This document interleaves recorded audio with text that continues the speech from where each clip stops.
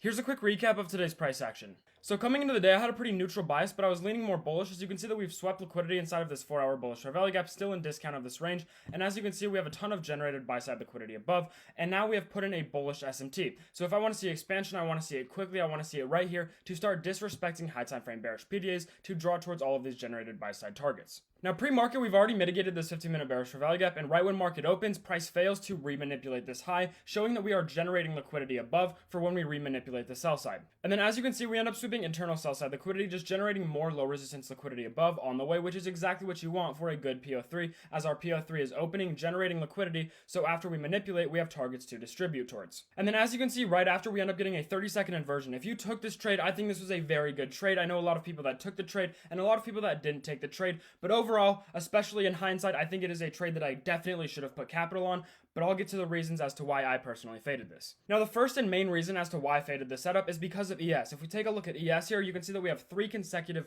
bullish SMTs here, which maybe in hindsight should have led me to be bullish here, but you can see that we are getting very close to this sell side liquidity. Now, at open, what happened is low time frame PDAs are beating high time frame distribution. NQ is the one that already swept the sell side liquidity, giving us the bullish SMT. Therefore, I want this SMT to fail on ES for ES to take the sell side liquidity, which as you can see has not happened here. And now the second reason is if we take a look at the 15-minute time frame here, you can see that this 15-minute bullish fair value gap is currently getting absolutely ran through, and I am at this point just anticipating this to get disrespected, and I do not want to be using a disrespected sponsor to be looking for prices higher here.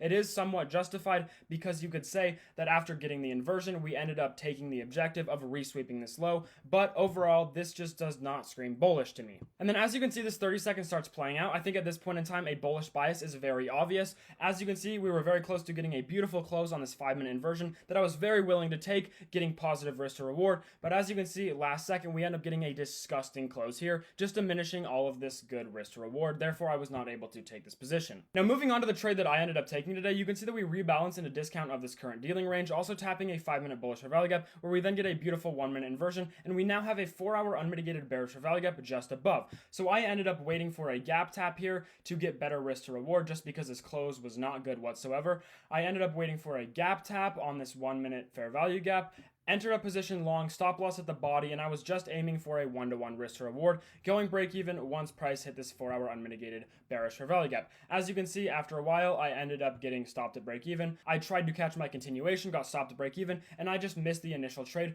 Therefore, I'm not going to be trying to force something, especially when I've identified that price is just consolidating and not giving any high probability opportunities here. So I hope you guys learned something from the video, and drop a comment below and let me know how your trading day was.